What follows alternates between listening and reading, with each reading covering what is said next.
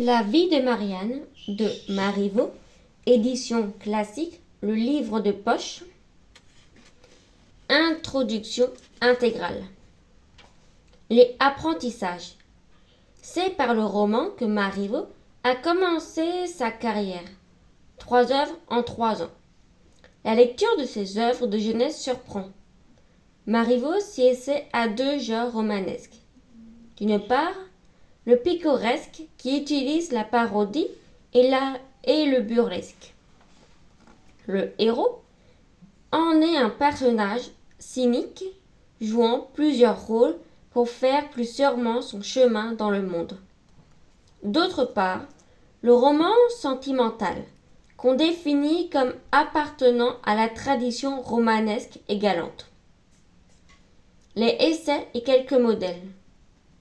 Ces premières œuvres constituent autant de tentatives, surtout dans les effets surprenants de la sympathie, pour exploiter toutes les ressources du romanesque, tant que le plan du système narratif que sur celui de l'expérimentation morale qui permet le roman.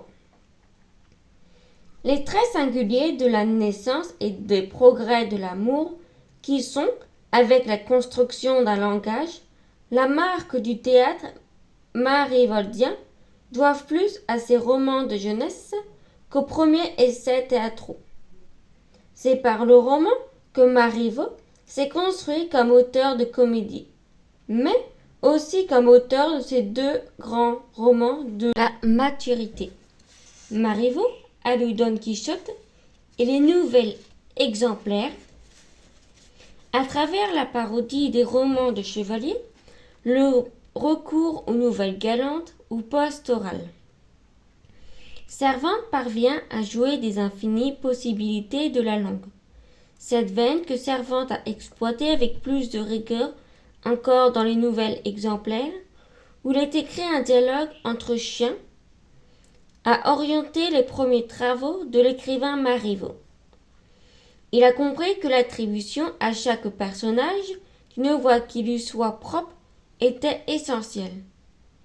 Les héros de la voiture embourbée se distinguent par l'aventure qu'ils racontent à leurs compagnons de voyage, mais aussi par la voix de conteur qu'ils adoptent.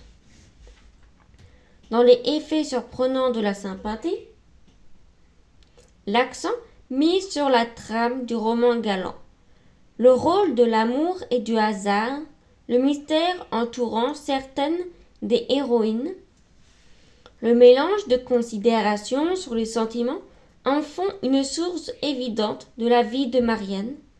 L'avertissement indique que l'auteur a voulu offrir un modèle d'analyse du héros féminin et proposer une approche singulière de la psychologie amoureuse.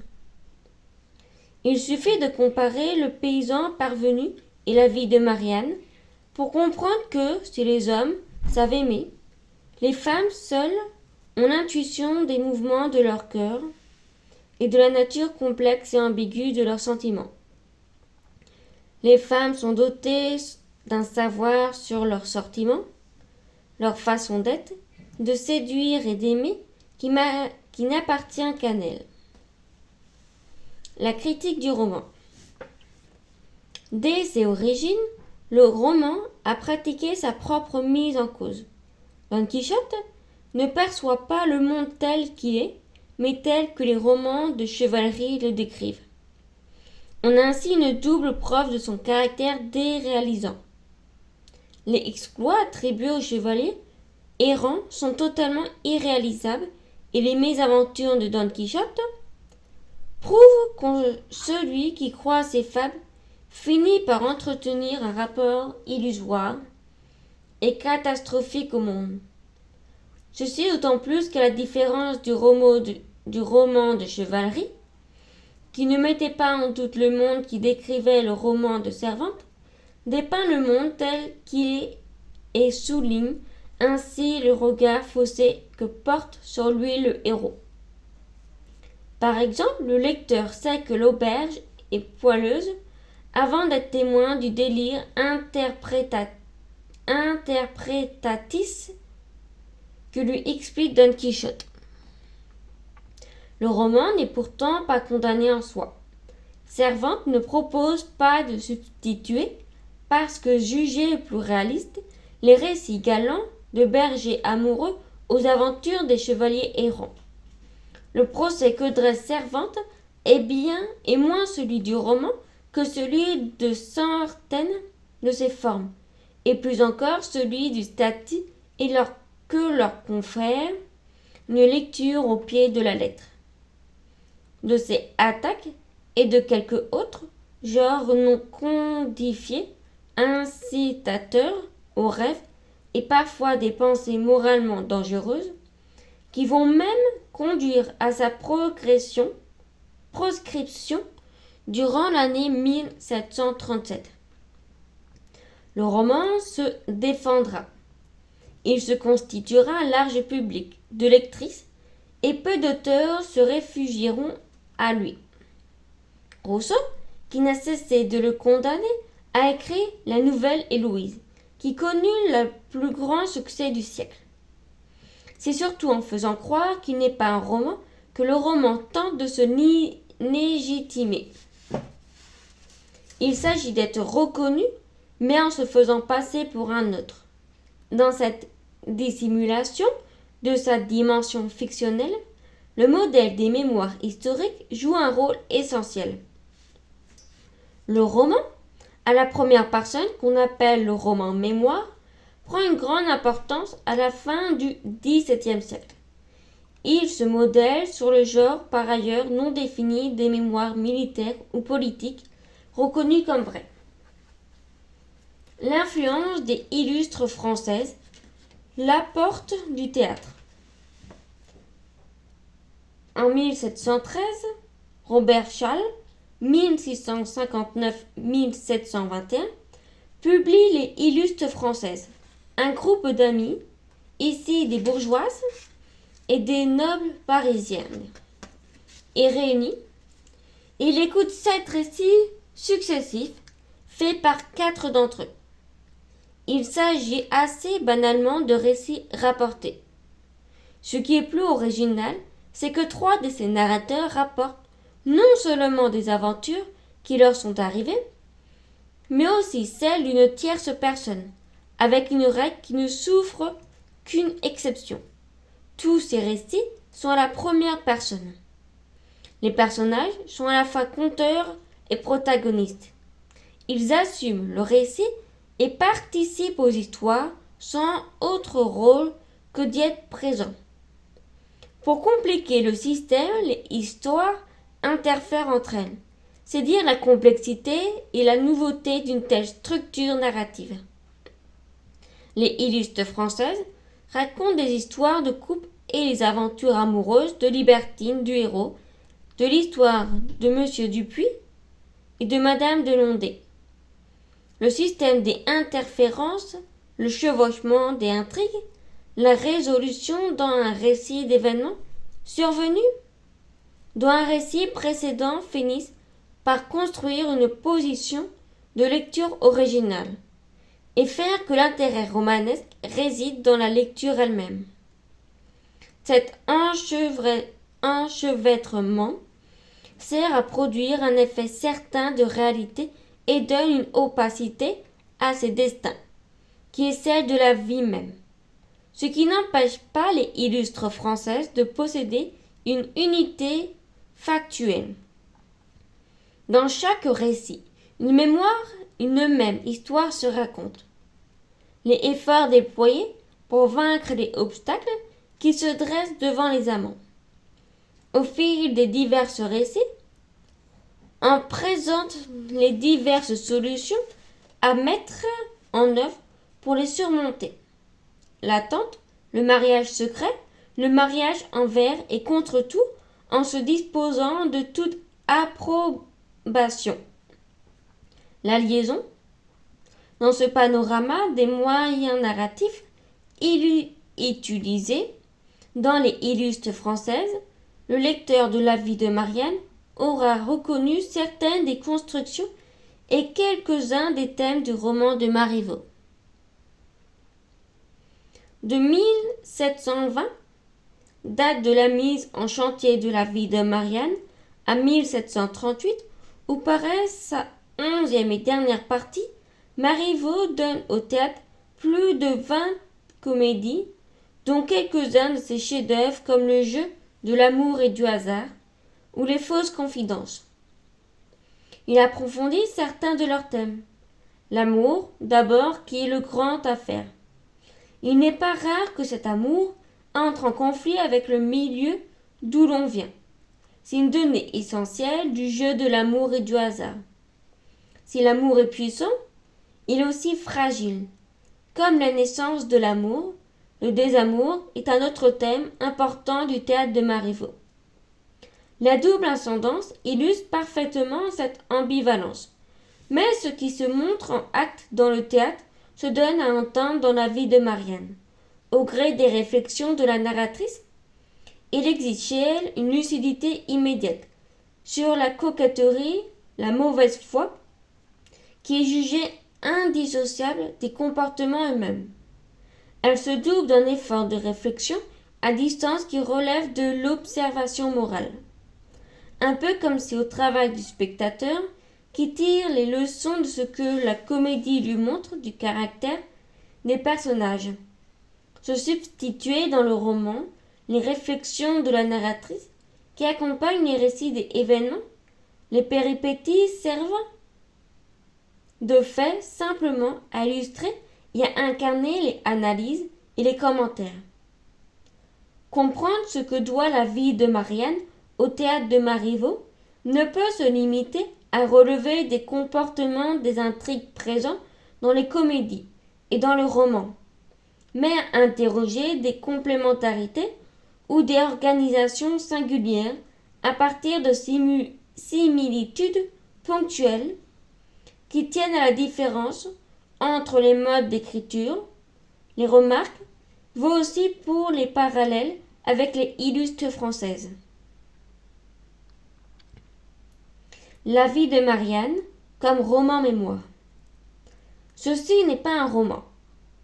Dans la vie de Marianne et les paysans parvenus, Marivaux est fidèle au modèle de roman-mémoire. La vie de Marianne se donne comme le récit d'une vie qu'entreprend une comtesse, retirée du monde, qui connaît ses origines familiales depuis une quinzaine d'années. Elle avait alors 35 ans. Ayant évoqué pour une amie quelques incidents de sa vie, elle a été pressée de la donner tout entière. Le récit rédigé dans les années 1690, envoyé à l'ami, est demeuré à l'état de manuscrit. Son inventeur en a fait la découverte dans une armoire.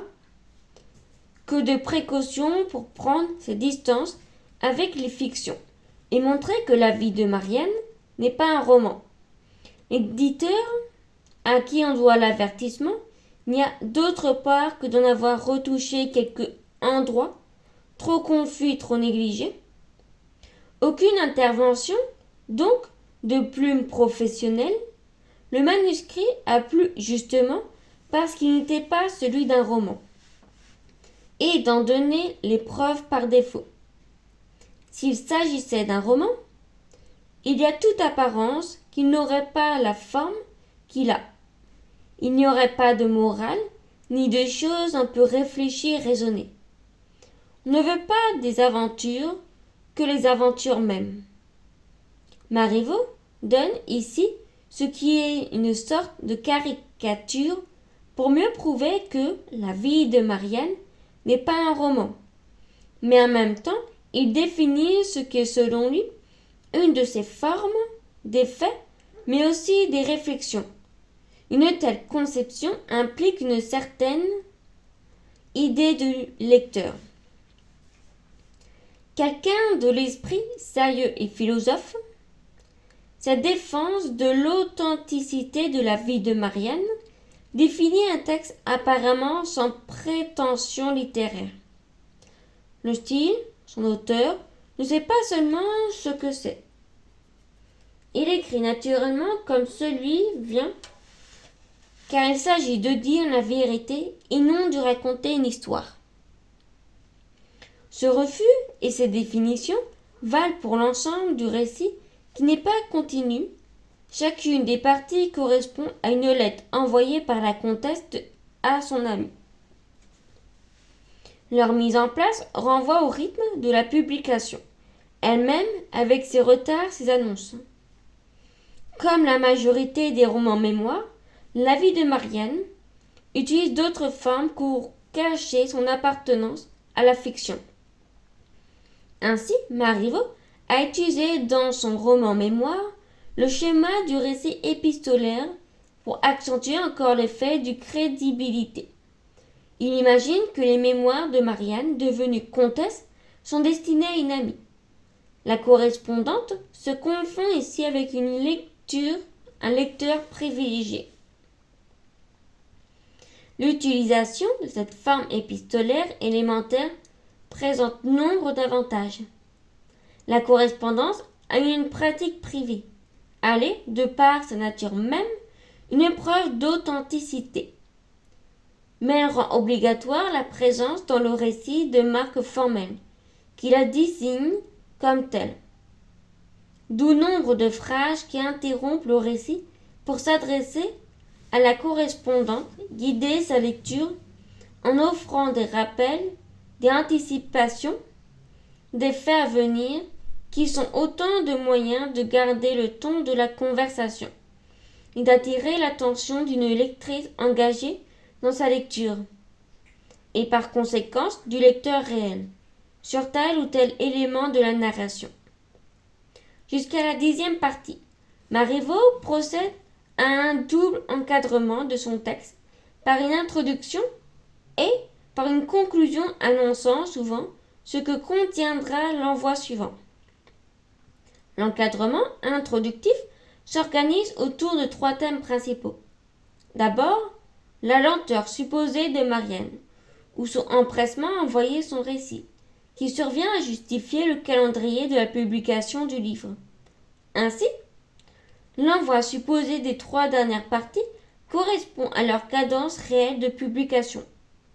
Cette confession des rythmes d'écriture et de publication impose au lecteur une chronologie illusoire, mais productrice d'un effet de réalité, qui finit par se substituer à celle des événements eux-mêmes.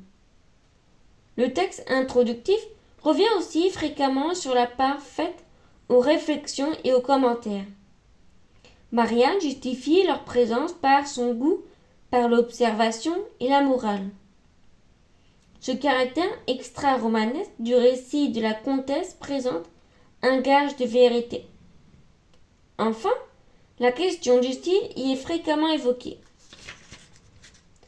Marianne, devenue comtesse, ne cesse de revenir sur sa manière d'écrire, en insistant sur le fait qu'elle n'écrit pas un livre.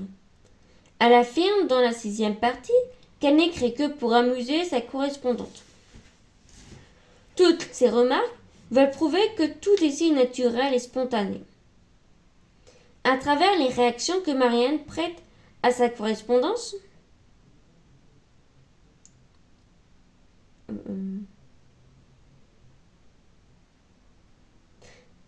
se construit un imaginaire du lecteur, ce qui laisse entendre qu'il existe un échange entre la comtesse et la marquise qui, bien qu'il ne relèvant pas de manuscrits trouvés, fournit la preuve indirecte de la réalité de leur relation.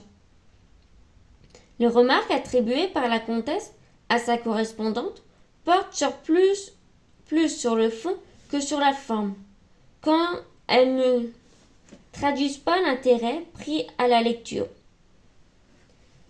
Ces justifications portent sur les réflexions des commentaires, soulignent en même temps l'importance que leur prête Marivaux. Les interpellations adressées par Marianne à la marquise pour maintenir la fiction d'une correspondance diminuent dans les 3 dernières parties. Quand Marianne devient l'interlocutrice d'Auterville, la marquise comme destinataire et Marianne comme auteur du récit n'apparaissent plus que dans l'introduction des parties, lorsque Marivaux justifie la présence de ce récit rapporté que sa correspondante trouve envahissante et même suspecte. Ce rôle de scripteur auquel est vouée Marianne est une des preuves de l'anatomie qui est en train d'acquérir l'histoire de Derville. Il explique qu'à partir de la 9e partie, nous sommes dans un autre récit, ainsi que le laisse entendre la fin de la 11e qui, pour la première fois, n'annonce aucune suite. La position du lecteur. La position de lecture est d'une structure complexe. Le lecteur est censé lire un texte privé. Il y a là une infraction d'une façon pourtant un peu moins directe que dans Le diable boiteux de Lesailles. Le lecteur qu'impose le roman mémoire n'est pas ainsi un voyeur. Il n'y a rien de subreptice dans la construction du récit. Le lecteur est complice de la marquise et tente à se confondre avec elle. Il partage ses impatiences et ses attentes, ce d'autant plus facilement que Marianne et Derville guident sa lecture. Le sentiment d'être indirect ne nuit pas à l'authentification du récit. Au contraire, la mise en place progressive de scènes pathétiques contribue à la soumission croissante du lecteur à l'autorité de la narratrice. Le lecteur et elle s'apitoient face au malheur, au règne des généreux comme Madame de Mirand, qui suscite l'admiration, succède très largement l'émotion des cœurs sensibles. Le lecteur est appelé à passer de l'admiration à des émotions et aux pleurs, et compatit avec Derville, même si celle-ci, pour affronter sa belle-sœur, retrouve le ton noble des généreux.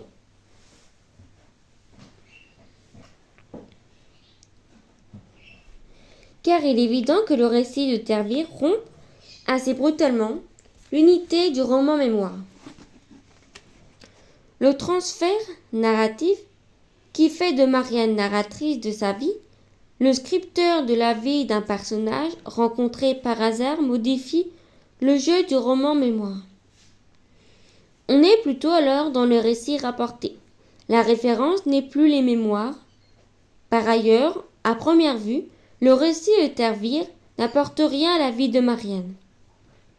Il n'a de raison d'être apparente que l'intérêt de Marianne à l'écouter. Ainsi on s'éloigne encore un peu plus du modèle initial du roman mémoire.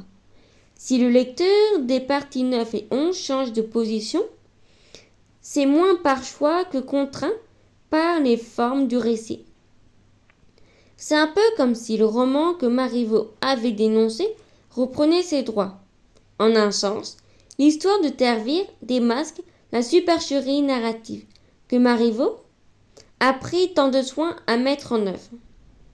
Mais en même temps, en insistant sur les faits, le roman oblige le lecteur à en tirer, plus que dans la situation intérieure, les réflexions qui s'imposent. Le lien entre les deux récits de vie. Marianne et Derville sont au couvent. Marianne insiste Derville à raconter sa vie. Cette dernière a pris soin de lui dire qu'elle valait bien la sienne et qu'entre leurs malheurs, il n'y avait guère de différence. Derville prend possession de la parole, après bien des résistances, dont témoignent sans aucun doute les multiples retards à lui céder. À la famille que Marianne, orpheline, vit comme un paradis perdu, répond cette autre famille qui ne fait pas le bonheur de l'enfant Derville. Le grand-père ignore longtemps sa petite-fille. La famille est noble, mais peu fortunée, et bientôt frappée par la mort et la séparation. La mère encore jeune se remarie et oublie sa fille. Cette ouverture de l'histoire de Derville montre que des origines reconnues n'assurent pas pour autant le bonheur. L'éducation de Derville sera assurée par un ancien fermier de son grand-père, qui joue le même rôle que le curé du village auprès de Marianne. Plus tard, elle sera recueillie par Madame d'Urson, sa grande-tante, qui est une sorte de double de Madame de Mirand, protectrice de Marianne. Les préjugés nobiliaires en plus. Il existe de nombreuses similitudes entre ces deux récits. D'abord, entre les personnages. À Monsieur de Climat répond le baron de Sécourt, autre dévot libidineux. Son neveu, abbé libertin, la dévote Madame de Saint-Hermienne, complice du neveu. Comme Monsieur de Climat, cette dernière reconnaîtra ses fautes au moment de mourir. Il existe aussi des épisodes communs. Le voyage à Paris, par exemple. Dans l'histoire de Marianne, un complot ourdi par des parents de Waville fait que Marianne est enlevée. Cet épisode connaît deux échos dans celle de Tervire. La première vise à briser la réputation de la jeune femme. Dans le second, pour réconcilier le fils renié et sa fille. Tervire facilite l'engagement de la belle fille inconnue de Madame d'Urson comme camériste de celle-ci. S'il y a ici du Dupuy, Tervire en est l'auteur et non la victime. Et elle vise à réconcilier une mère et son fils. Avec la belle-fille bénéficiaire de la Dupuy, qui se révèle ingrate, cette seconde reprise utilise un des retournements fréquents dans l'histoire de Marianne. Ainsi, la mère qui avait abandonné sa fille est victime de l'ingratitude de son fils. Elle en est réduite à loger dans une auberge, comme la boutique de Madame Dutour. Celle-ci représente un signe de déclassement. Enfin, certains éléments ponctuels sont repris d'une histoire à l'autre. Ainsi, la portière du carrosse. Dans cette nouvelle histoire, une autre portière est offerte à la propre mère de Tervire. Toutes ces reprises font de l'histoire de Tervire un exercice de style. Marivaux pratique l'art de la variation en exploitant des schémas narratifs semblables ou inversés et le procédé du retournement. Mais ces situations structurelles, les mêmes, ont rarement le même sens. Ainsi, le thème de l'ingratitude n'est guère présent comme tel dans l'histoire de Marianne, ce qui permet dans celle de Tervire une réflexion morale nouvelle. Dans la famille, la noblesse des sentiments, l'affection même font souvent défaut. Madame de Mirand est une exception. La mère que l'on se choisit est sans doute préférable à celle que le destin vous donne. La gratitude du fils de la mère de Tervire est un élément important, mais trompeur. Elle punit la mère d'avoir abandonné sa fille aînée. Sa fin émouvante met en valeur la générosité de Tervire. Les malheurs du présent effacent les fautes du passé.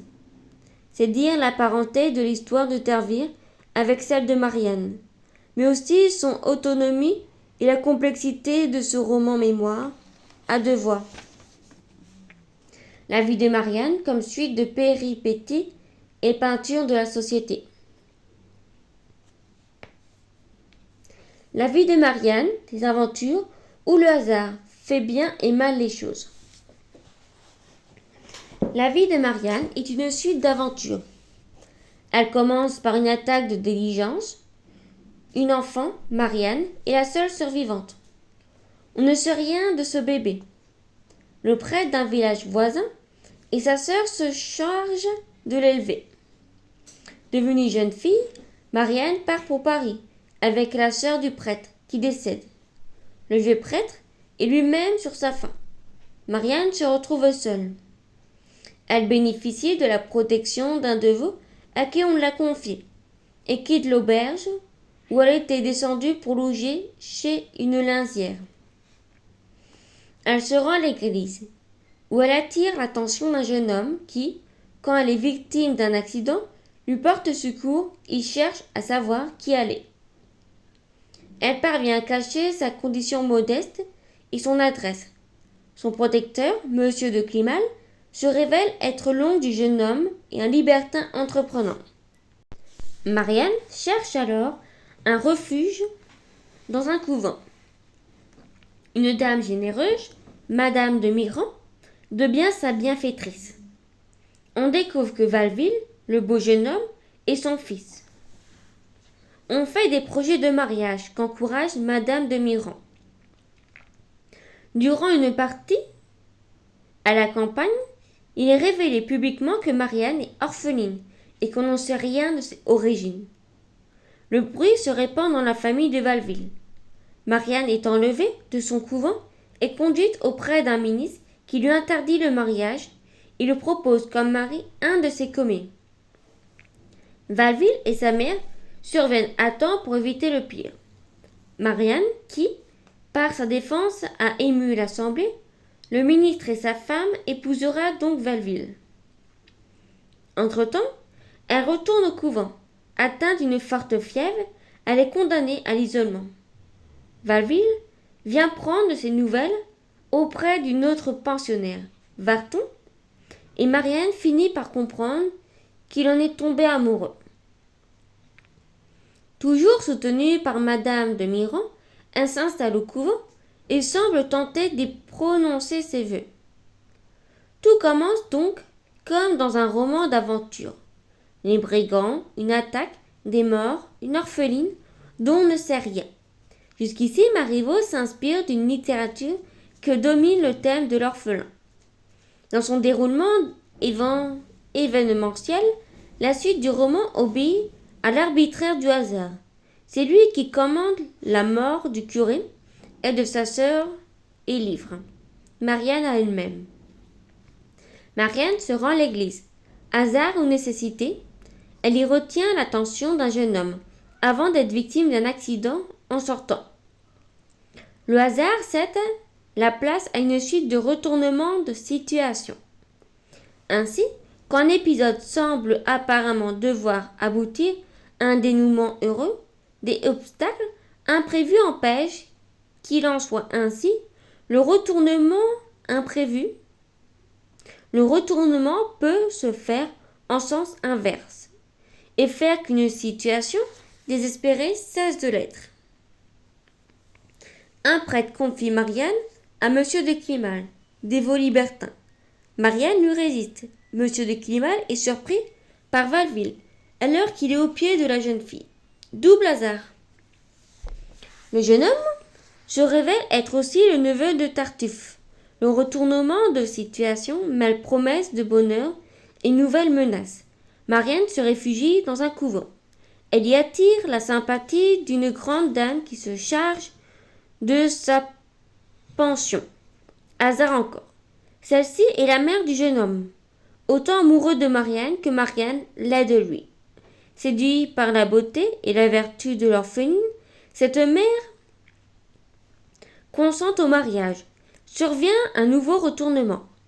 Marianne part pour la campagne et elle est reconnue par Madame Dutour, son ancienne logeuse.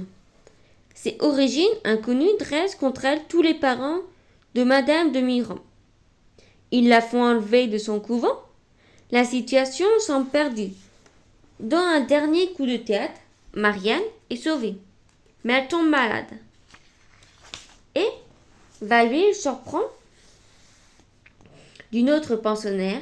Marianne songe à entrer dans les ordres. On l'a vu, l'histoire de Tervire obéit au même mode de fonctionnement que celle de Marianne. La mort y joue un grand rôle. Ainsi la mort du curé et de sa sœur, la grave maladie et la mort de Monsieur de Climal, celle du grand-père et du père de Tervire, de Madame de Tresse, du fils de Madame d'Ursan, scandant les deux récits. Les retournements de situation y sont nombreux.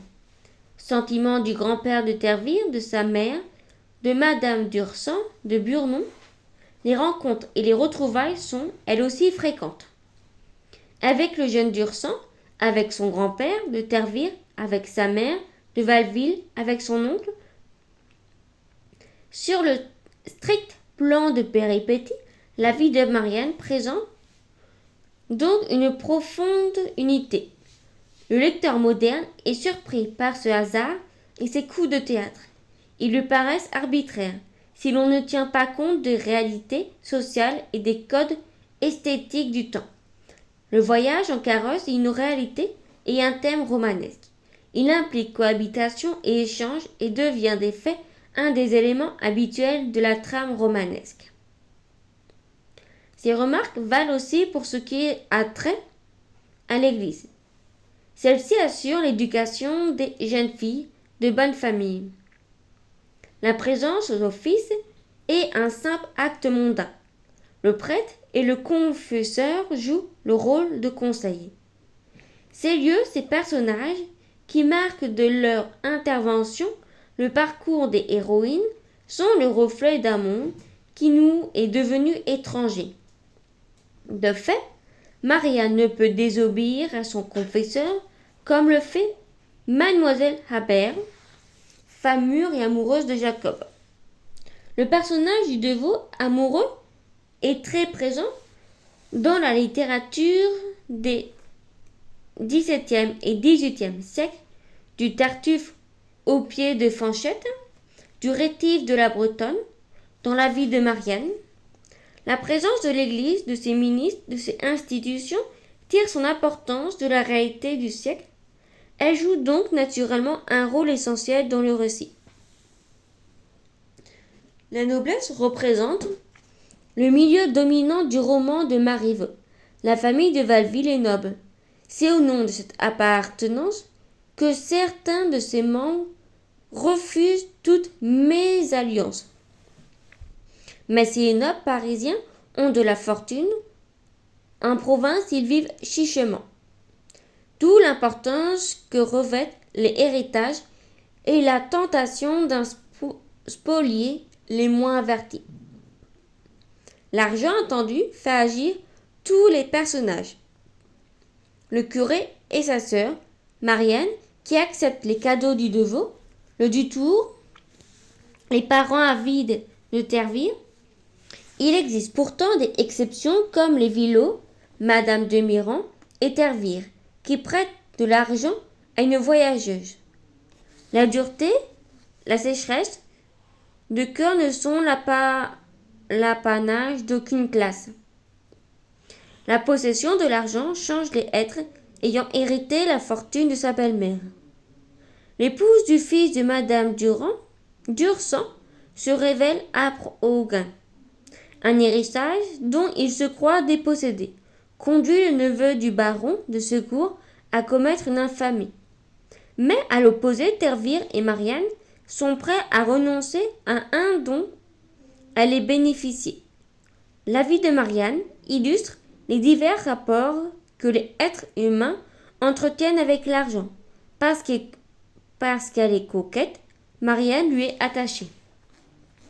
Madame Dutour est successivement intéressée et généreuse, selon qu'elle laisse parler son goût du lucre et son cœur. Cette diversité morale des individus relève du réalisme de Marivaux. Il faut peindre le monde tel qu'il est. Marivaux croit, sauf exception, à l'ambiguïté des caractères et des positions morales. Marianne, elle-même, n'échappe pas à cette loi. Elle sait feindre d'ignorer ses principes quand cela lui convient. Les trois dernières parties donnent de Terville une image moins complexe, plus transparente et plus homogène. Le peuple des petits gens. Quand l'occasion s'en présente, Marivaux peint les petits gens. À travers Madame Dutour, tout un monde est révélé au lecteur. Madame Dutour est veuve. Elle n'a pas plus de 30 ans et se présente comme une grosse rejoue. Vivant avec elle celui que Marivaux appelle son domestique, un petit garçon de 6 ou 7 ans. Son fils, une servante, et Madame Toinon, sa fille de boutique. Madame Dutour a quelque chose de grossier. Il est difficile de savoir si elle agit par générosité, charité ou goût du spectacle. Ce milieu de la petite bourgeoisie parisienne se révèle en général mesquin. Madame Dutour a l'émotion facile, mais elle est maladroite et blesse souvent Marianne. Elle a du mal à résister à la générosité intéressée de Monsieur de Climac, même si tout laisse deviner qu'elle soupçonne ses desseins. La colère qui manifeste Marianne à se sentir si étrangère à ce milieu de boutique qui effraie Madame Dutour. Regrette-t-elle sincèrement ses paroles ou craint-elle de perdre sa pensionnaire? Ici encore, l'ambiguïté de son comportement rend le personnage plus vrai.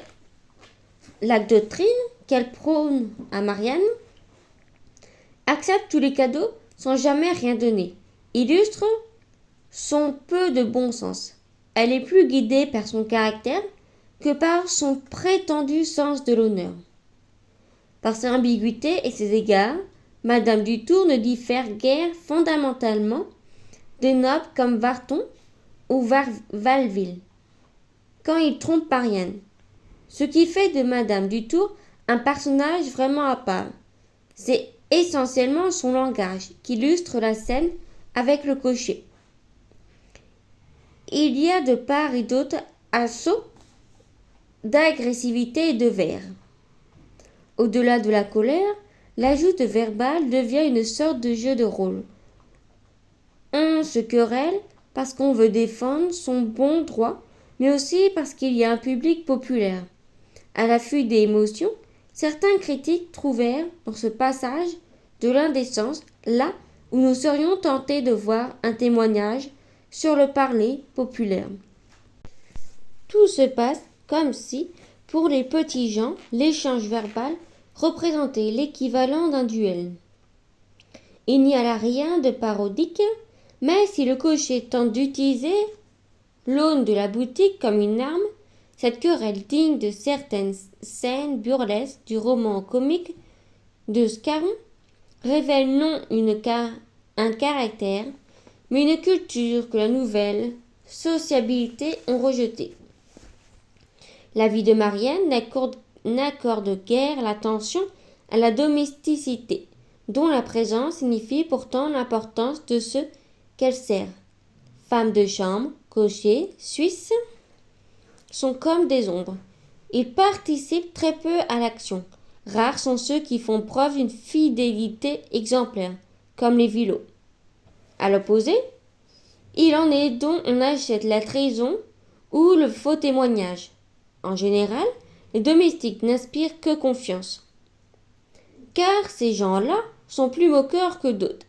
C'est le régal de leur basèche que de mépriser ceux qui l'ont respecté par mépris. Note sèchement Marianne à propos d'un domestique de Valville. Les éléments biographiques. Si nombre d'éléments de la vie de Marianne doivent beaucoup aux articles de presse de Marivaux, ou à son théâtre, d'autres transposent dans le roman des portraits qui tressent en hommage à des hommes et des femmes qu'il a connus et appréciés. Ainsi, les portraits de Madame de Mirand, de Madame d'Orsin sont très largement inspirés par Madame de Lambert et Madame de Tencin. Le roman mémoire pratique le portrait et lui sacrifie l'action. Ce n'est pas un hasard si ces deux figures féminines prennent place lors d'un séjour de Marianne au couvent et avant qu'apparaisse une suite importante de coups de théâtre. Pour Madame de Lambert, Madame de Mirand, une autre raison à ajouter. Elle décède en juillet 1733, c'est-à-dire moins de 3 ans avant la publication de la 4e partie de la vie de Marianne. Elle avait été une des protectrices et une amie pour Montriveau, qui fréquentait son salon. Comme Madame de Tencin, Madame d'Orsin, elle hérita à la mort de Madame de Lambert des habitués de son salon, dont, bien évidemment, Marivaux. Les portraits de Madame de Mirand et de Madame d'Orsin ne sont pas biographiques. Pour la première, il est essentiellement moral. Plus que l'esprit, C'est la bonté de Madame de Lamberme dont on fait l'éloge. Pour Madame d'Orsin, il en est acte. Madame de Mirand et Marianne se rendent chez elles pour un déjeuner. Elles y trouveront des gens extrêmement sensés et de beaucoup d'esprit. Et ce sont ces invités qui décrivent d'abord Marianne. Le portrait de Madame d'Orsin vient ensuite. D'abord sa beauté, et plus encore la vivacité de ses physionomies et son naturel jointe à une totale absence de coquetterie. Ces portraits sont techniquement différents. Madame de Lambert est saisie hors de son salon, selon un ordre imposé par les gens mêmes. Portrait physique puis moral, le tout d'antan à l'éloge. Pour Madame de Tencin, c'est d'abord sa compagnie de gens d'esprit qui est décrite. Son portrait, obéissant lui aussi aux règles du genre, vient ensuite avec un trait dominant. L'absence de coquetterie, le lecteur est conduit à s'interroger. Faut-il préférer une vertu négative ou cette bonté sans limiter attribuée à Madame de Mirand? S'agissant du ministre, on a avancé l'hypothèse que celui devant laquelle Marianne est conduite était le cardinal Fleury, qui avait accédé à sa fonction en 1726. S'il est vrai que certaines expressions rappellent l'éloge que Marivaux avait prononcé à l'Académie en 1744, on peut pourtant s'interroger sur la pertinence du rapprochement. La vie de Marianne et son temps. La recherche de la mère. Pour la société à laquelle elles se sont destinées, Marianne n'est rien puisqu'elle ne peut se réclamer d'une lignée. Elle peut même passer pour une aventurière, tout au plus orpheline, sans fortune. Est-elle digne d'épouser un commis de bureau du ministre, de loger chez Madame Dutour ou de finir religieuse dans un couvent? Sans connaître ses origines, Marianne s'est choisie descendante d'une grande famille. Elle n'a aucune preuve, elle est Marianne sans nom. Même si le texte ne dit rien de précis de son enfance, Marianne a dû bien souvent rêver de sa mère disparue, car c'est de la mère qu'il s'agit et non des parents. Pourtant, dans le système nobiliaire, la transmission se fait par les mâles, ce qui signifie que la perte dont souffre Marianne est plus affective que sociale. Si Marianne est en quête d'un nom, nul doute que ce soit surtout la tendresse d'une mère qu'elle recherche. Une mère, mais pas n'importe laquelle, ni la du Tour, ni même la sœur du curé, pourtant généreuse et aimante. C'est Madame de Mirand qui va remplacer le plus parfaitement cette mère disparue. Marianne le décide. La mère de Valville l'accepte. Toute une série de détails le prouvent. Le portrait de Madame de Mirand qui ornera l'appartement que Marianne occupera dans son hôtel, la protection immédiate accordée, l'acceptation vite donnée au mariage, le chagrin qu'éprouve Marianne lors de son enlèvement de ne plus voir sa chère mère. Par ce mariage inavouable, Madame de Mirand rachète l'incondite de Monsieur de Clémal. Marianne retrouvera-t-elle après son enlèvement celle qu'elle appelle sa mère, qu'elle confesse qu'elle a plus en criant de la perdre, craint de la perdre, elle, que de perdre son fiancé? Cette lumineuse clarté de la figure maternelle ne va pas sans zone d'ombre. Marivaux a su souligner la diversité des comportements maternels. Madame de Mirand aimerait plus cette fille qu'il a conquise que son propre fils. La mère de Terville, devenue veuve, a abandonné sa fille. Les retrouvailles à Paris effacent ce passé, sans doute parce que Terville joue auprès de sa mère, que son fils rejette le rôle que cette même mère n'a pas joué avec elle.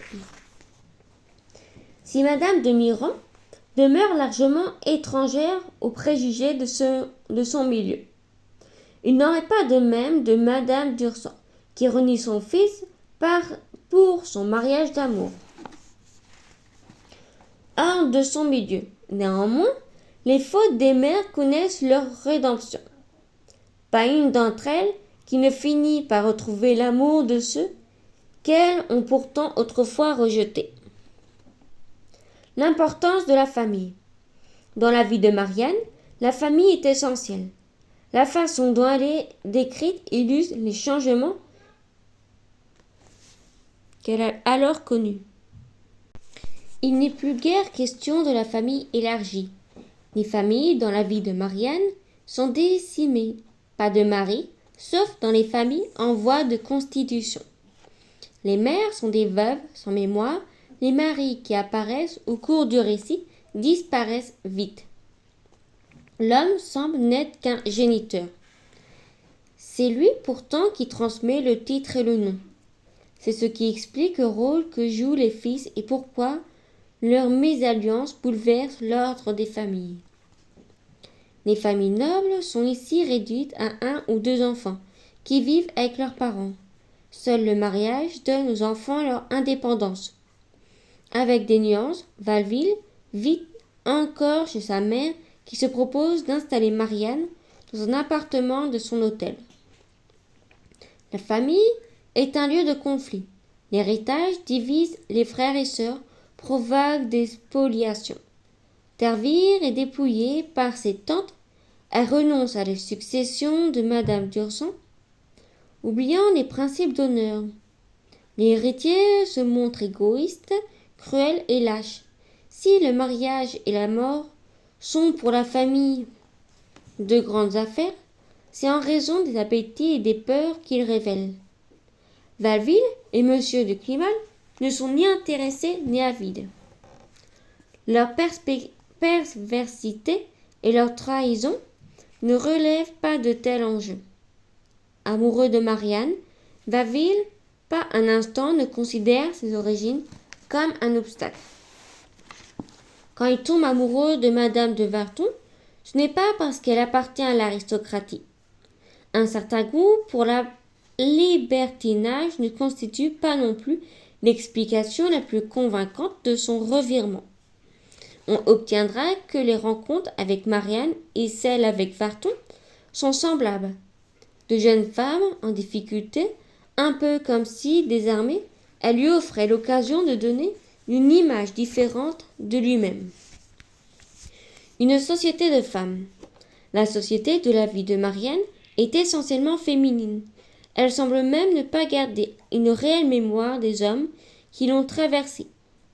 Si l'on accepte le grand-père maternel de Derville, les enfants manquent de modèles masculins. Une femme donc raconte à une autre femme un récit de vie de femme et, pour le raconter et sa correspondante, elle écoute un autre récit de vie de femme. Histoire et récit se rejoignent dans la féminité. Pourtant, l'amour joue un rôle important dans l'existence de Marianne.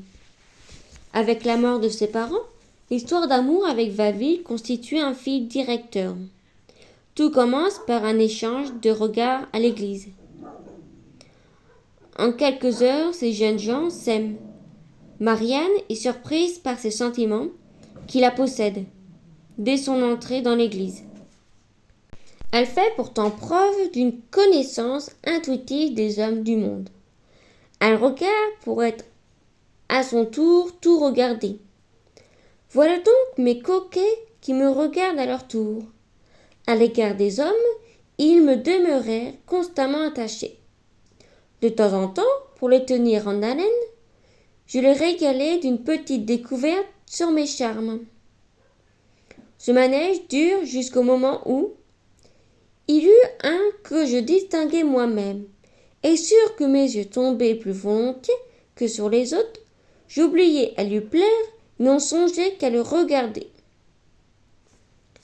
À travers le récit de Marianne, qui mêle ingénuité et profonde connaissance du cœur humain, le lecteur assiste à la mise en œuvre de la coquetterie et à la naissance de l'amour.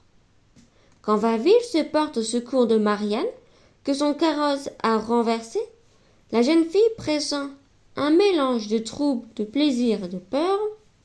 Pour cette très jeune fille, que rien n'a préparé, ni au mariage, ni à la force du désir, cette peur est légitime. À preuve les épisodes suivants avec Monsieur de Climat, où elle devine, sans les comprendre, les intentions du devot.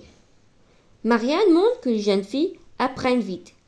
Avec le devot, dont elle craint les projets, elle joue les ingénues, ignorantes.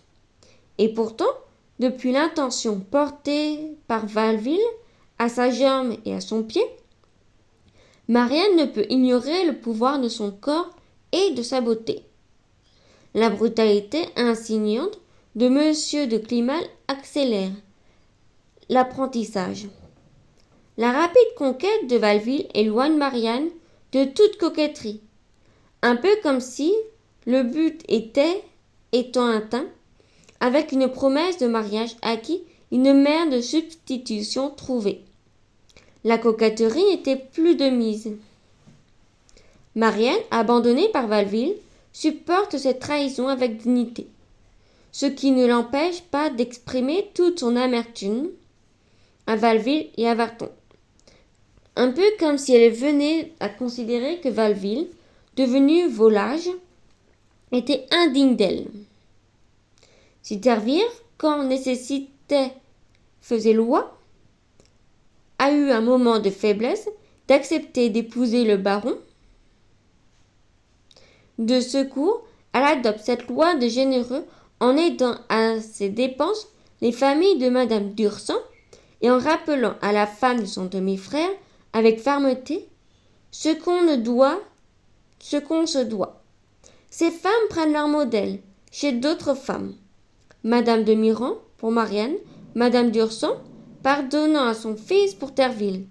Pourtant seules, elles sont capables de braver l'opinion après s'y être liées et se dépasser des impératifs de la voix du sang. Madame de Miran approuve le projet de mariage de son fils, puis préfère un fils qui trahit ses paroles, la fiancée abandonnée. Sans doute, toutes les femmes qui apparaissent dans la vie de Marianne, fussent-elles nobles, ne sont-elles pas de cette trempe. Nombreuses sont celles qui, entichées par leur nom et de leur lignée, en défendent indignement l'intégrité supposée. Là encore, Marivaux se garde de généraliser et de proposer une vision monolithique de ce monde féminin, dont il tente de rendre le mystère et la complexité. La vie de Marianne comme roman d'analyse. Le roman d'analyse au XVIIIe siècle, la variété de la production romanesque du XVIIIe siècle a fait oublier son apport au roman d'analyse. Dans une tradition qui va dans La Princesse de Clèves à Jacques Chardon, on néglige un peu trop, à l'exception peut-être de la Nouvelle Héloïse, l'apport du XVIIIe siècle à ce genre. Dans cette optique, le roman mémoire offre une approche du roman d'analyse originale parce que fondée, comme dans l'autobiographie, sur un effort pour comprendre les motivations réelles des actes et le héros se remémore dans la vie de Marianne, Marivaux a accentué ce trait en prêtant à son héroïne un goût particulier pour les réflexions morales, fusant-elles longues et fréquentes. Marianne a 50 ans quand elle rédige le récit d'événements datant des années 1640. La chronologie, ici, permet le recul et légitime une mise en question des sentiments alors éprouvés. Le temps écoulé favorise le soupçon. Son passé est reconstruit par Marianne, avec la conscience qu'elle en avait, à laquelle s'ajoute une lucidité due à l'âge, à l'expérience accumulée. Le texte ne s'organise pas selon un va-et-vient entre le passé raconté et le présent de l'écriture, mais procède par une superposition ironique et amusée des deux regards.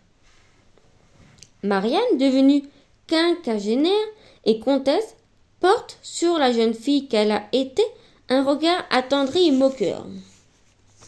Dans la vie de Marianne, le temps ne cesse de s'étirer, de rythmer plus les pensées et les réflexions de Marianne que ses nombreuses aventures. Il y a un effet de brouillage qu'accentuent les résumés de sa vie, qu'elle est tenue de faire.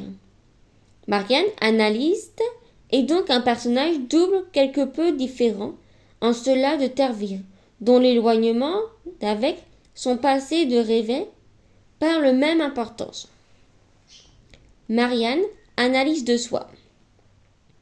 Seul l'épisode de l'assassinat de ses parents n'appartient pas à la mémoire de Marianne. Elle se décrit de l'extérieur, comme le ferait un témoin. Une enfant qui poussait des cris épouvantables, à demi étouffée, sous le corps d'une femme qui avait été blessée. Tout ce récit de l'attaque relève du récit rapporté. Pour sa petite enfance, qui coïncide alors avec ce qu'elle vit, Marianne n'éprouve qu'un seul recul. Les décisions sont prises par les autres. Même si Marianne commence à être raisonnable, le discours que lui tire la sœur du curé sur son avenir ne provoque chez elle que des larmes d'émotion. Les conseils que donne le curé à Marianne ne semblent pas dignes d'être rapportés. Il ne s'agit que de minuties. Le premier choc éprouvé par Marianne lui vient de sa rencontre avec la ville. Peu à peu, elle sent des mouvements, c'est-à-dire des expressions et des sentiments. Elle note même qu'il a existé une douce sympathie entre imagination et les objets qu'elle voyait pour conclure. Voyez si ce n'était pas là un vrai instinct de femme. À l'annonce de la maladie du curé, la jeune fille éprouve de la tristesse, sans pouvoir analyser véritablement sa douleur. Il y a donc une maturité à entendre et une suite d'expériences à vivre pour que sa forme d'esprit d'analyse, la mort de sa protectrice, lui donne conscience de la réalité de la situation. Enfin, me voilà seule, et, sans autre guide qu'une expérience de 15 ans et demi, plus ou moins. Lors de la première rencontre avec Monsieur de Climal, malgré son malheur et son dénouement, Marianne fait montre d'une sorte de fierté qui lui interdit d'être domestique. Elle en profite pour analyser en termes très généreux la maladresse humiliante qui accompagne souvent la charité que l'on prodigue aux nécessiteux. Rien ne permet de décider d'entrer si ce jugement est de Marianne ou de la comtesse. Car si le recul temporel est ici essentiel, le sentiment aristocratique inné de la narratrice est une réalité. Dans le dialogue avec Monsieur de Climat, Marianne fait preuve d'une lucidité inattendue. J'étais étonnée des choses dont il m'entretenait. Cette expression d'étrangeté est une première étape vers la sûreté du jugement. Encore qu'on puisse se demander d'où lui vient un tel savoir qui lui permet de saisir des nuances aussi ténues. Les premiers rapports avec le Deveau montrent que si Marianne se trompe sur l'essence de sa tendresse, elle n'en cherche pas moins à essayer d'en comprendre la singularité. La jeune fille éprouve une crainte innée face à cet homme trop intentionné. Son analyse, même fausse, illustre sa grande habileté spéculative. Il faut que Monsieur de Climat se montre plus pressant. Je vis dans ses yeux quelque chose de si ardent pour que Marianne comprenne ses intentions. Ce qui n'était qu'étrange devient suspect.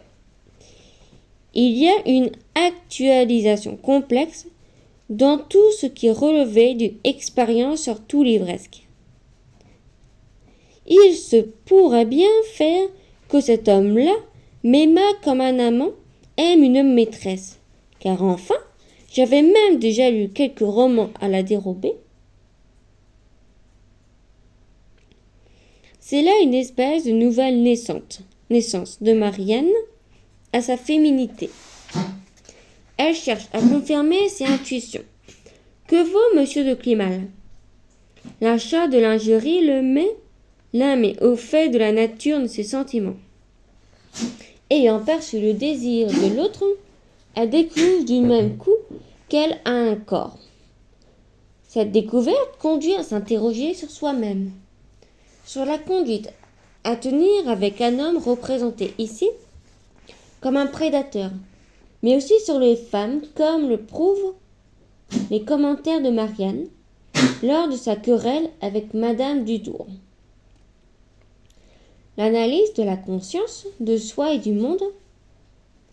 Marianne à l'église se sait jolie, désirable, sans savoir peut-être ce que cela signifie. Elle veut être vue et plaire, entrer naturellement en compétition avec les autres femmes présentes. Selon son expression, pour la première fois, Marianne va jouir un peu de mérite de sa petite figure. Un peu comme si ce rituel de la coquetterie était aussi une prise de possession de soi. Les yeux, la main, la coiffe, pas un homme que l'on préfère observer plutôt que d'être regardé. En quelques instants, Marianne a parcouru le large éventail de la parade amoureuse. Séduire et être séduite. À la découverte, après l'accident du langage des yeux, de sentiments nouveaux dont la conscience est encore imprécise. Avec le tête-à-tête avec Valville, en très peu de temps, Marianne devient une experte en amour. Elle en vient à anticiper les réactions du jeune homme, à les gérer selon ses intérêts. Par les révélations des intentions réelles de M. de Climal, par la scène entre M. Dutour et le cocher de fiacre. Plus discrètement que par la mort des personnes qui lui sont chères. Marianne prend conscience de la brutalité du monde et de sa propre singularité, qui la fait se sentir comme déplacée. La traversée de Paris, la fracas des rues la font rentrer en elle-même. Une telle prise de conscience est moins une vision critique du monde social que la découverte confirmée de sa différence et d'une totale impossibilité à trouver sa place et son asile. Elle passe de la scène conquérante de l'Église à la conscience de la vanité de son amour pour Valville. Le sentiment de l'étrangeté ardennée du monde urbain, de la violence brutale qu'elle engendre, n'est jusqu'ici qu'une façon de mettre en question la conscience triomphante de soi. Mauvaise foi et démystification, le prix de la lucidité. Avant qu'elle prenne conscience de son charme, Marianne ne cherche pas vraiment à comprendre ce qui la fait agir. Les premières craintes qu'elle éprouve face à M. de Climal s'entraînent aucune conséquence au-delà des soupçons légitimes. Face au cadeau du dévot, elle reste lucide. En prenant ce qu'il me donnait, moi je rendais des espérances assez bien fondées. Cette lucidité ne résiste pas au désir du luxe. Marianne ne réfléchit aux décisions à prendre que pour perdre du temps. Et elle finit par ne plus percevoir les évidences elle-même. Elle se cherche de bonnes raisons de ne pas rompre avec le dévot. De son manque de vêtements, du fait que Climal ne lui a rien dit clairement. Elle séduit qu'elle ne sera complice de rien tant qu'il ne s'expliquera pas. Sa mauvaise foi est éclatante quand elle feint de ne rien comprendre à ses petits discours. Les commentaires de Madame Dutour lui font prendre conscience de sa mauvaise foi. La lucidité s'arrête là. Marianne ne peut accepter les critiques. Mon raisonnement était sans doute une erreur, mais non point un crime. Elle refuse sa responsabilité en laissant éclater sa colère. Tout s'achève par des pleurs. Madame Dutour retrouve sa philosophie pragmatique et conseille à Marianne d'accepter les cadeaux sans rien donner. Ce cynisme choque Marianne, qui juge que la doctrine en est un peu périlleuse. Et pourtant, cette doctrine qu'elle vient de faire sienne. Cette mauvaise foi, ces compromissions, ces abandons à la coquetterie, son pouvoir de séduire produisent en elle une ivresse à laquelle met fin la découverte de son amour pour Valville. L'analyse change d'objet. La conscience s'attache à la honte d'avoir à rougir de Madame Dutour et de sa boutique. L'amour qu'éprouve Marianne l'éloigne de sa mauvaise foi et des mensonges. Le baiser dont Valville s'excuse pour l'embrasser à nouveau semble à Marianne la chose la plus naturelle du monde. Elle n'éprouve pas le besoin de se mentir pour rendre légitime le plaisir éprouvé. L'amour semble rendre alors toute analyse impossible. La mauvaise foi réapparaît quand renaît le débat entre le monde du préjugé qui risque de l'éloigner du beau jeune homme et l'obligation de dire la vérité. Pour se rendre chez le prêtre qui l'a confié à la générosité de Monsieur de Climal, Marianne revêt la robe offerte par le Devaux, en prétextant qu'elle a besoin de cette preuve pour convaincre de son infamie. Craignant de se compromettre, le père Saint-Vincent l'abandonne à son sort. Elle finit par trouver refuge dans un couvent où elle se livre à son chagrin. C'est là que se situe la rencontre avec Madame de Miron. Ayant découvert que Marianne est la femme aimée par Valville, celle-ci lui demande de persuader le jeune homme de renoncer à elle. C'est sans aucun doute le prix à payer pour être reconnue par Madame de Miron pour ce qu'elle prétend être. C'est une nouvelle naissance. Marianne efface ainsi ses origines incertaines pour appartenir à l'aristocratie des généreux. Lors de l'entrevue avec Valville, Marianne développe un seul argument. Serait-elle digne d'être aimée si, en consentant à l'épouser, elle le condamnait à être blâmée par le public? Par cette vertu, dont elle fait preuve, Marianne, sans l'avoir apparemment voulu, retourne la situation. Madame de Miron autorise alors cet amour de son fils et même son mariage. Aimée de Valville, ayant trouvé une mère en Madame de Miron, rassurée sur son passé et son avenir, Marianne se métamorphose. Installée dans ses certitudes, elle regarde avec moins de méfiance le monde, au point de ne pas se rendre compte du piège de la famille de Madame de Miron lui tend. Elle fait preuve d'une confiance exagérée en son amour, qui l'empêchera de percevoir l'évolution des sentiments de Valville. Marianne demeure alors comme aveugle au message du monde. Les signes évidents de la trahison de Valville n'attirent que trop tard son attention. Si elle finit par découvrir la vérité, elle ne tente pas de reconquérir l'infidèle.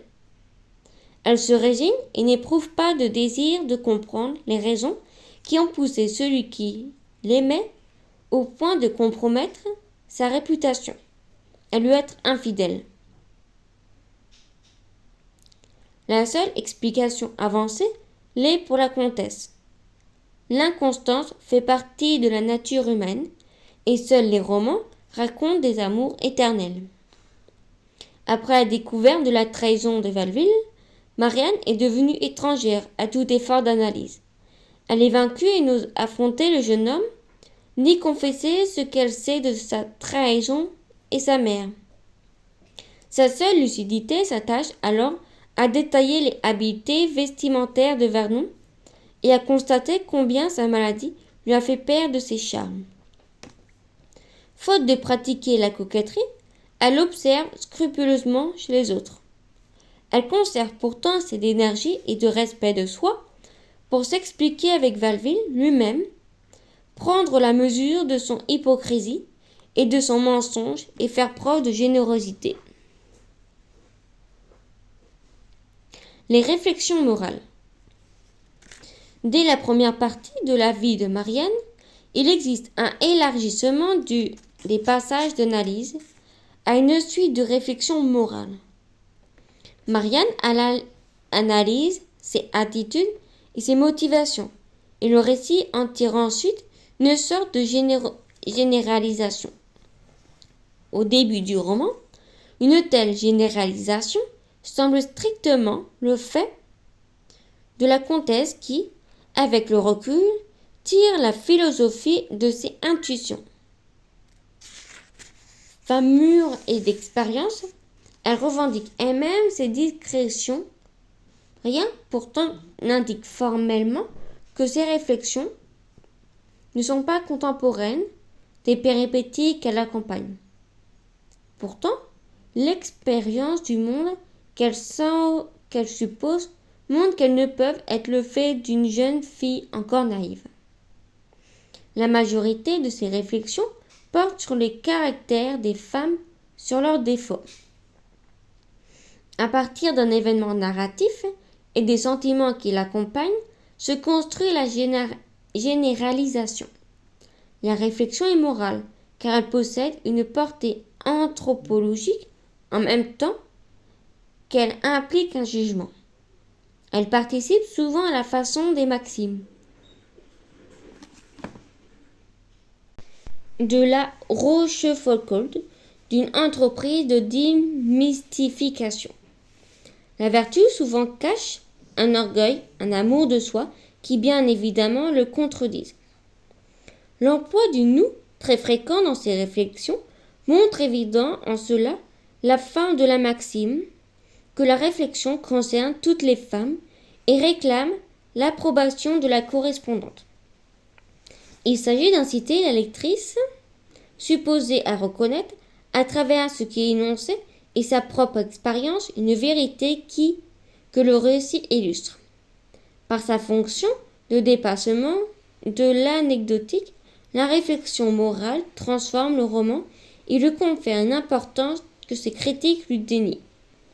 Le recours à la forme nomique est rare dans ses réflexions.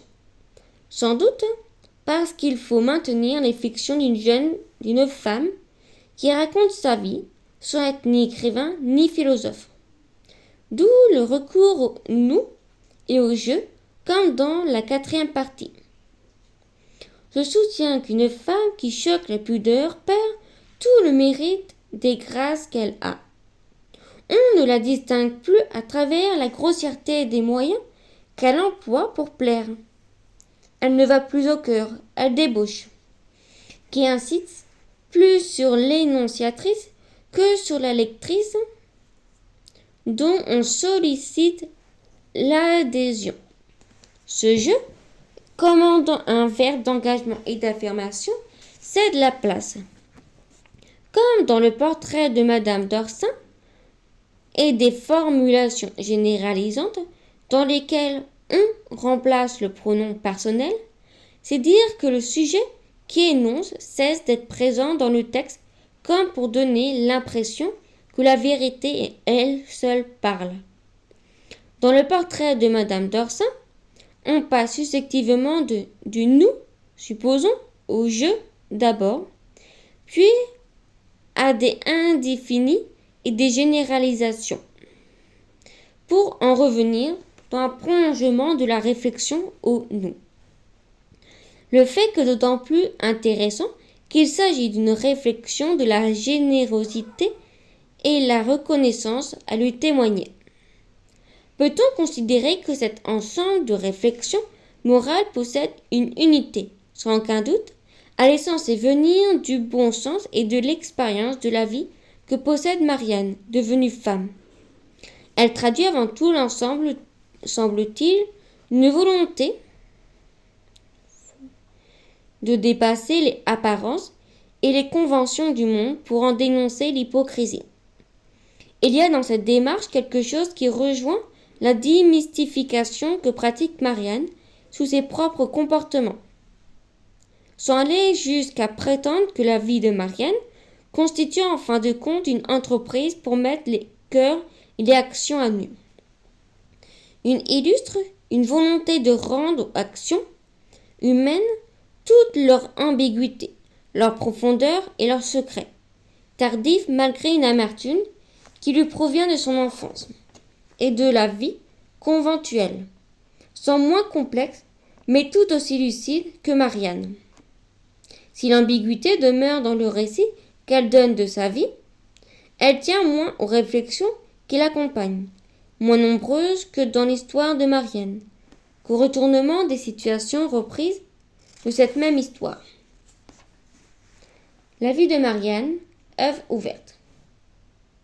On entend ici par œuvre ouverte une œuvre inachevée et à laquelle on a prêté des suites, mais aussi selon la définition qu'a donnée Umberto Eco, une œuvre dont le sens n'est pas acquis et qui demeure ouverte à des multiples interprétations.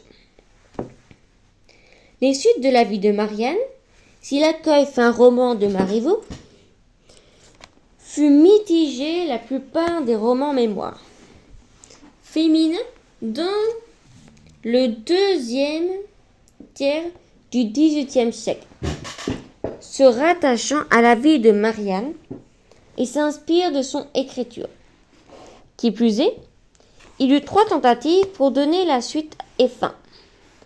Ce phénomène important allait contre le jugement de ceux qui l'avaient trouvé peu digne d'être imité et lui déniaient le statut de modèle, alors que les gens de lettres, par leur pratique, le lui reconnaissaient. S'il y a contradiction, elle semble oublier les mœurs de la librairie parisienne. Le roman à succès appelle l'usage abusif de son titre pour d'innombrables variations. Ainsi, les lettres persanes ont poussé à la publication les lettres juives, les lettres kabbalistiques, les lettres anglaises, les lettres chinoises. Adopté ou adapté, le titre initial d'un livre qui a réussi semble un des moyens les plus immédiats du monde de l'édition pour tenter de gagner à nouveau des faveurs du public. Au-delà de ces opérations de libraire, il existe des liens entre les œuvres d'une époque ainsi que le rappel fort pertinemment Annie Rivary, qui tente de leur appliquer les principes d'analyse de la transtextualité, c'est-à-dire que la mise en rapport de plus d'une trentaine de romans de la même époque permet à la fois d'analyser dans sa complexité et son appartenance la réception d'une œuvre, son travail au sens de Claude Lefort, donne à son procès de lecture sans oublier qu'il ait des approbations immédiates par le biais des réécritures de suite, d'évocations plus distantes, de reprises thématiques, de démarquage d'épisodes narratifs, sortis alors de leur contexte. On compte 3 suites de la vie de Marianne. La première vise à satisfaire des lecteurs impatients.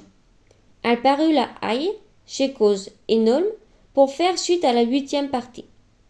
Ce texte anticipait sur le travail de Marivaux. La qualité de l'impression en était médiocre. Le texte contenait des coquilles, des fautes de langue.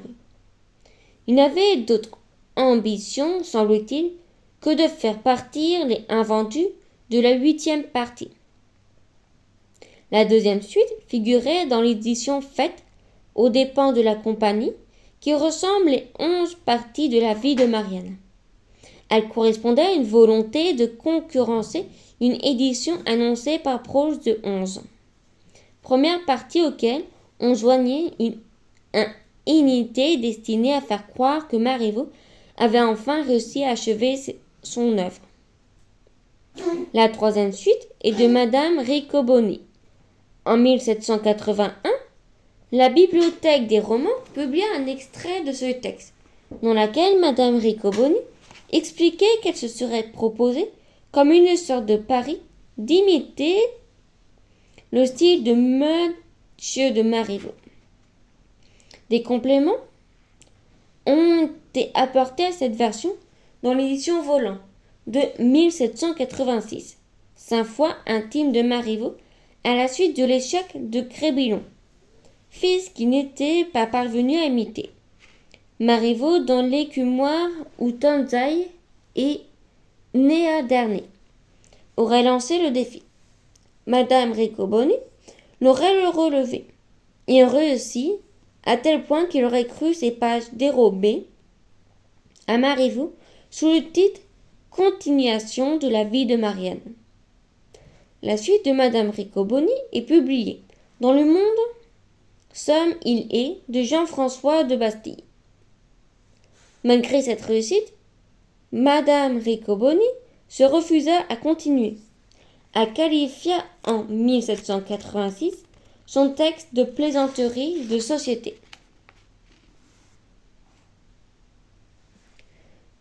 L'œuvre inachevée. On s'interroge assez fréquemment sur cette volonté d'achever une œuvre que son auteur n'a pas conclue. Il y a d'abord les tragédies commerciales de la librairie. Certaines œuvres demeurent inachevées, alors que la demande du public reste forte. Pour connaître le destin des héros, l'éditeur suscite alors l'écriture d'une suite et fin qui lui permettra de vendre les volumes restant en stock. La démarche ne semble pas renvoyer à des considérations esthétiques, mais au-delà de ses préoccupations mercantiles. Celles-ci ne sont réellement pas totalement absentes. Elle oblige à se demander ce qu'il faut entendre pour une œuvre achevée et à quelle nécessité répond le désir d'un texte fini. Le lecteur de la vie de Marianne connaît dès les premières pages ce qu'est devenu Marianne. Elle est comtesse. Mais ce qui demeure entier, c'est le comment de son destin. Comment a-t-elle fini la quête de ses parents, dont elle ne peut espérer un statut social plus en conformité avec sa conviction intime? S'agit-il de retrouvailles inachevées, car une famille ne se réduit pas aux seuls parents directs? S'est-elle mariée avec un comte? A-t-elle épousé Valville, revenue de ses infidélités? Mais rien ne doute dit que celle-ci était comte. Enfin, il a été avancé parfois que le paysan parvenu était une œuvre inachevée, car il restait à raconter ce qui était indicible dans la société d'Ancien Régime, divisée en ordres. Le changement de statut, cette hypothèse ne peut être mise en avant par la vie de Marianne. Rien n'empêche Marianne, fille adoptive de Madame de Mirand, d'épouser un noble de robe ou d'épée. Si la vie de Marianne demeurera inachevée, c'est qu'aucune de ses voies ne pouvait satisfaire Marivaux, ni dans le paysan parvenu, ni dans la vie de Marianne. La réussite sociale ne semble avoir intéressé. Son propos est autre que de raconter une ascension hors norme. Ces deux romans sont avant la lettre des lettres d'apprentissage. Marianne fait l'expérience de sa féminité, du rejet social, de l'amour et de l'abandon. Ce qui n'est pas rien. On peut avancer une autre hypothèse, qui concerne le travail de l'écrivain. Elle met en jeu la notion d'épuisement, non pas de l'écrivain écrasé par les tâches qui lui imposeraient son théâtre, mais des modes de récit qu'il aurait mis en place et repris en les inversant dans l'histoire de Derville. Cette histoire ne serait alors qu'un prétexte pour jouer autrement des possibles du récit. Cet épuisement concernerait la narration et la signification à donner aux épisodes successifs, mais, au-delà, il n'épargnerait pas non plus les réflexions morales de la comtesse et de Marianne elle-même. Il est vrai que l'accession au monde des généreux est commune aux deux héroïnes. Ce qui semblait relever de l'exception avec Marianne se trouve repris. Il est donc une leçon à tirer de ces reprises. de ces épisodes ou de ces péripéties au-delà de leur flexibilité, dont peut jouer à loisir l'écrivain. C'est l'impossibilité sans arbitraire d'en tirer une leçon de portée générale. Pourquoi ne pas choisir dès lors de faire de la vie de Marianne un roman de l'ambiguïté? La vie de Marianne, œuvre ouverte. Cette ambiguïté, trait le plus pertinent peut-être du roman de Marivaux, explique la variété des questionnements auxquels la critique l'a soumis. Une voix de femme raconte son destin de femme dans une société masculine, mais d'où les hommes sont absents, a retenu l'attention de la critique féministe. Elle n'a pas toujours tenu compte de la complexité du texte, et d'abord du décalage souvent ironique entre la narratrice, femme mûre socialement installée, et la jeune fille qu'elle a été. Ne faut-il pas s'interroger sur cette société, sans homme ou presque, qui ne compte qu'un vil séducteur, un fils infidèle, un vieux militaire, un marquis ingrat? Qu'a voulu par là signifier Marivaux? Doit-on, dans une lecture fidèle féministe, oublier que le roman n'est jamais un document, mais une fiction mêlant imaginaire et fragments empruntés au monde contemporain? Le lecteur est convaincu de lire un discours de femme. Cela tient évidemment de l'insistance à construire un discours de femme, mais aussi à la mise en rapport implicite de paysans parvenus à la vie de Marianne.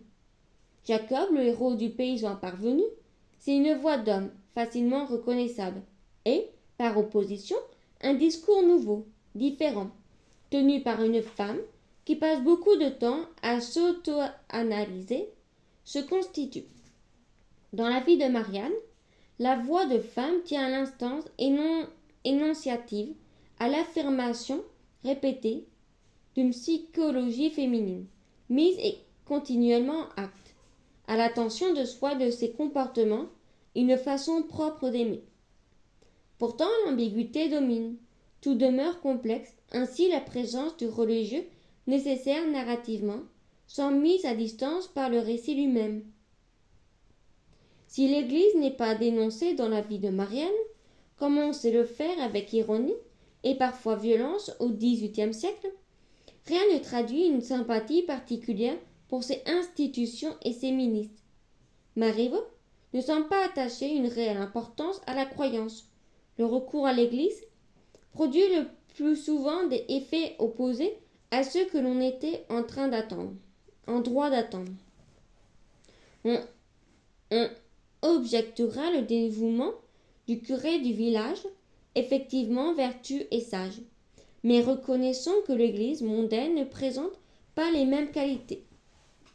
Le père Saint-Vincent, naïf ou trop compromis avec ses protecteurs pour admettre la vérité, n'ose pas condamner le comportement de M. de Climat. Les fidèles eux-mêmes ne semblent guère concernés par la pratique religieuse. La description du service religieux est significative de leur indifférence. S'agit-il des vêtres ou de la messe? Marianne n'en dit rien. Elle est trop absorbée, comme les autres, par les jeux de la coquetterie. Aucune de ces religieuses des divers courants qu'elle fréquente ne semble avoir une véritable vocation. Et la jeune fille ne choisit le couvent que par résignation. Les supérieurs sont plus préoccupés par de leurs protecteurs et du monde que de la vie contemplative. Dans son portrait de la vertueuse Madame de Mirand, Marianne note: Madame de Mirand avait plus de vertu morale que de chrétienne, respectait plus l'exercice de sa religion qu'elle n'y satisfaisait, aimait plus Dieu qu'elle ne le craignait. Madame de Mirand est bien évidemment vertueuse et éloignée des préjugés de son milieu. Et pourtant, à peine a-t-elle appris que son fils est amoureux qu'elle soupçonne une aventurière qui en veut à sa fortune et à sa réputation. Elle reconnaît aux premiers entretiens les qualités de Marianne, ce qui ne l'empêche pas de lui demander de rompre avec son fils. Elle confesse à Marianne qu'elle serait ravie de cette amour que vous ne méritez pas trop, et dont je serais charmé moi-même sans les usages et les maximes du monde qui ne me permettaient pas d'y acquiescer. Pourtant, elle finira par accepter ce mariage, mais ce sera à la suite de pressions adverses qu'une femme de sa trempe ne peut accepter. Alors que M. de Climat est très gravement malade, un rappel à son fils qu'il lui sera peut-être nécessaire de se marier secrètement, puisque son frère sait qui est Marianne. Le mariage rompu, cette rupture qui semblait constituer une gêne sociale et morale, est bien vite oubliée. Les bons sentiments de Madame de Mirand semblent être pour une large part l'acceptation d'une femme de politesse entre gens bien nés. Elle ne semble guère disposée à reprocher ses infidélités et son fils, et ne fait rien pour l'éloigner de mademoiselle Verton. Pour elle, l'infidélité des hommes relève de la nature des choses. On objectera à cette indifférence que cache la politesse des gens du monde sa tendresse pour Marianne. N'est-elle pas une façon de satisfaire son désir d'une jeune fille qu'elle n'a pas eue, sans oublier non plus l'habileté avec laquelle la jeune fille fait sa conquête en sachant l'émouvoir. La description par elle-même de son attitude dans la chapelle du couvent évoque une mise en scène pour attirer l'attention. Marianne se décrit comme si elle était dans la possession de Madame de Mirand, ce qui introduit son ignorance de son arrivée dans l'église. Marianne est censée ne pas être consciente d'une présence, mais elle confesse. Je rougis en la voyant d'avoir été surprise dans mes lamentations. Et malgré la petite confession que j'en avais, je remarquai pourtant qu'elle était contente de la physionomie que je lui montrais et que mon inflexion la touchait. Marianne est une femme de discours plus que d'action. C'est par ses interventions qu'elle parvint à émouvoir ou à convaincre. Il n'est pas illégitime de considérer que l'histoire de Marianne, c'est aussi l'histoire d'une maîtrise conquise de la parole. Si Marianne ne parvient pas à convaincre M. de Climat, Madame du Tour et le père Saint-Vincent, sa parole lui assure la confiance de Madame de Mirand et convainc le ministre. Elle joue ou de la surenchère sur la thèse qu'on lui impose et de la résignation et provoque admiration, apitoiement et émotion. Le ministre s'en trouve désarmé et Madame de Mirand, qui peut-être soupçonne tant l'admiration l'habileté de Marianne, lui confesse: quelle dangereuse petite fille tu es, Marianne. Car Marianne, si elle agit peu, c'est calculer ce qu'elle doit dire ou taire. J'avais pourtant dit que j'allais être religieuse, confesse-t-elle. Mais, comme Madame de Mirand l'oubliait, je m'avisai tout d'un coup de réfléchir que je ne devais pas l'en faire recevenir.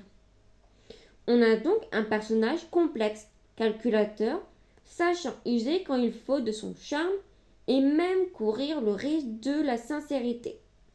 Avec le ministre, elle joue son va-tout et sort gagnante de l'épreuve, mais on peut se demander pourquoi Marianne accepte si facilement l'infidélité de Wolfil.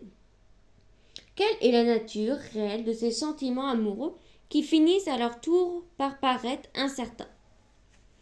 Son attachement à Madame de Mirand compte tous ses désirs, car il constitue une reconnaissance humaine, morale et sociale.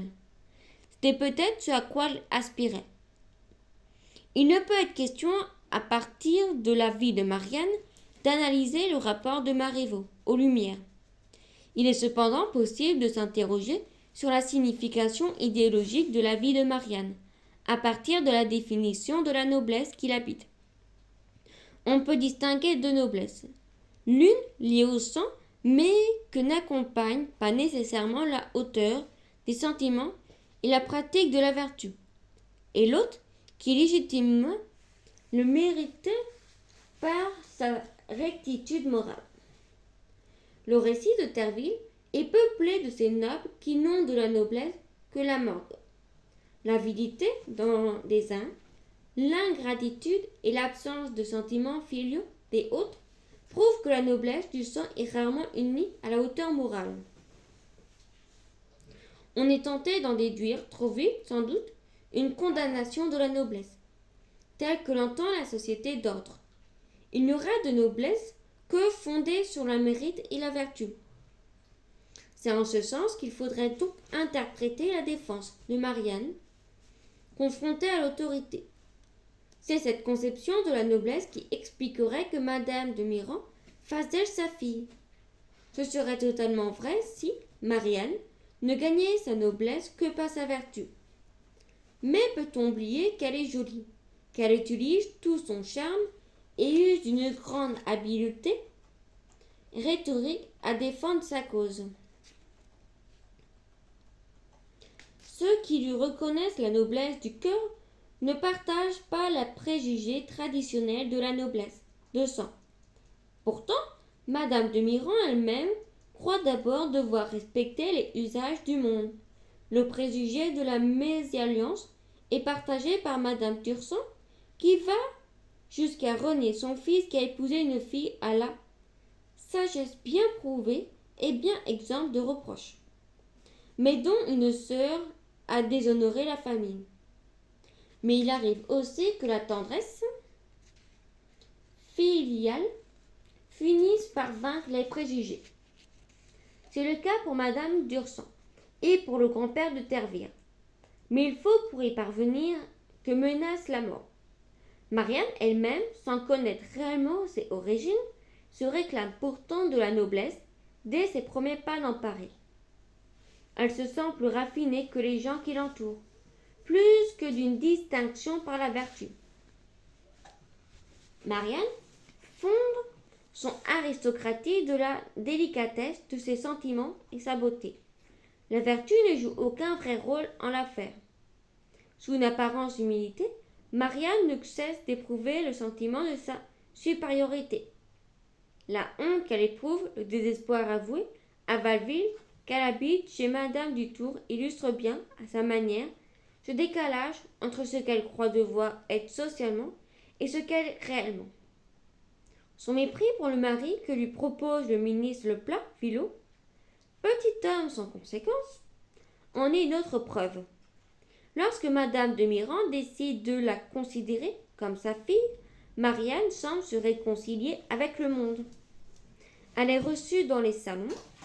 On lui donne publiquement ce titre de mademoiselle, réservé aux jeunes filles de la noblesse. Rendue à sa mère, Marianne s'exclame: voilà monsieur Valville, il m'est bien cher. Mais il ne m'empêchera pas de vous dire que j'ai 1000 fois plus songé à vous qu'à lui. Que veut faire entendre Marivaux à son lecteur? Marianne n'a d'autre mérite que d'être orpheline, belle, fine, observatrice et intelligente, décidée enfin à conserver son intégrité morale, ce qui ne va pas sans accepter les accommodements nécessaires. Le bagage est léger. Au XVIIIe siècle, les tenants d'une méritocratie naissant ne se contentaient pas de si peu. Mais c'est peut-être une erreur de perspective que de rattacher la vie de Marianne à ce débat de lumière. L'enjeu du roman n'est sans doute pas là, comme tous les grands romanciers. Marivaux tient à faire de ses personnages des êtres complexes, contradicteurs même, à l'image du monde qui les entoure et les anthropologies naissantes, qui doit faire sa place à l'incompréhensible au secret. Jean M. Goulemot. Note sur l'établissement du texte. Toute édition nouvelle d'un texte classique emprunte à celles qui l'ont précédé. Dans le cas présent, aux travaux de Frédéric Deloffre, de Michel Gillot, de Jean Dagen, Frédéric Deloffre a proposé le premier une édition qui corrige les fautes et approximation du texte établie par Duviquier en 1825-1830. Elle constitue de ce fait une référence indispensable. Nous avons choisi pour la présent texte l'édition des œuvres complexes de Marivaux de 1781, établie par l'abbé de la Porte. Elle nous a paru plus rigoureuse, mieux ponctuée, et rendant plus vivante, semble-t-il, les mouvements dialogués du texte. Mais nous avons conservé les passages qu'elle avait choisi de supprimer. Nous avons modernisé son orthographe. Nous avons réduit un emploi que nous jugeons abusif aux égards de nos règles, dans l'usage des traits d'union. Nous avons établi les accents absents et remplacé les accents aigus par des graves et inversement, en respectant les accentuations actuelles. Après avoir hésité, nous avons conservé l'emploi des majuscules, qui nous a paru correspondre à les normes. Là où les éditions antérieures donnaient des majuscules, des minuscules. Il nous a paru intéressant de conserver la majuscule pour tous les titres, lieux et emplois, comme le fait l'abbé de la Porte. Un seul cas faisant exception, les laquais, la domesticité, les emplois jugés vils, même si Madame Dufour a droit pour son métier de lingère à la majuscule. Comme la religieuse, les curés, la majuscule sont d'un emploi régulier pour les lieux du culte ou de retraite, église, couvent. Leur distribution semble correspondre à une certaine hiérarchisation sociale et idéologique, volarisante. Les accords du participe passé avec le verbe avoir ne sont que partiellement les nôtres. Ils ont été ici conservés dans leur diversité. Pour le reste, nous avons établi certaines orthographes négligées et diverses erreurs de lecture. Pour les notes, nous avons eu recours aux dictionnaires modernes et à ceux du XVIIIe siècle, désignent le Furetier, l'Académie, le Rochelet. Indique que certaines remarques lexicales et grammaticales renvoient à l'édition d'Alof déjà citée. La langue de Marivaux mérite le plus grande attention. Notre éloignement de la langue du XVIIIe siècle nous conduit à commettre des contresens. Des mots d'alors que nous employons encore aujourd'hui possèdent des sens différents, souvent plus proches d'une étymologie oubliée. À son époque, déjà, Marivaux était connu et souvent critiqué pour son goût des néologismes et des fonctions jugées alambiguës. On a parlé à ce propos des nouvelles préciosités. Sans prendre parti dans ce débat qui intéresse moins le roman que le théâtre. Il est utile de donner les clés nécessaires pour que la nouvelle anthropologie, la mise en place d'une analyse sans concession de soi, que propose le roman du Marivaux, soit pleinement accessible. Fin de l'introduction et des notes sur l'établissement du texte.